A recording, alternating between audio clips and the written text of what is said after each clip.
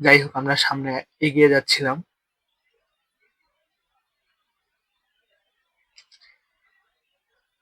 ক্লান্ত হওয়ার কারণে মানুষ যে যার মতো বসে বিশ্রাম নিচ্ছিল, পাহাড়ে ওঠার জন্য প্রস্তুতি নিচ্ছিল এখানে বসে। সামনে হয়তো তারাও পাহাড়ে উঠবে। ক্লাইম্বিং করার একটা মজাই আছে, কষ্ট হলেও ভালো লাগে, কারণ এখানে একটা গোল আছে যে পাহাড়ের সর্বোচ্চ শৃঙ্গে ওঠা।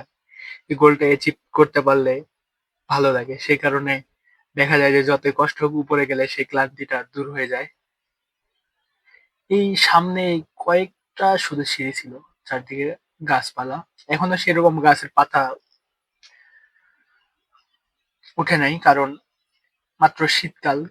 শীতকালে গাছের সব পাতা ঝরে গেছে, এখন গাছের কোনো পাতা নাই।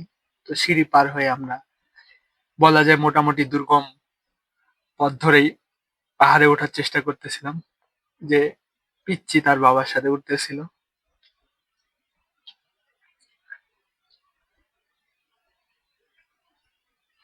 আমাদের দেশের ছেলে মেয়েদের হয়তো উঠতেই দিত না,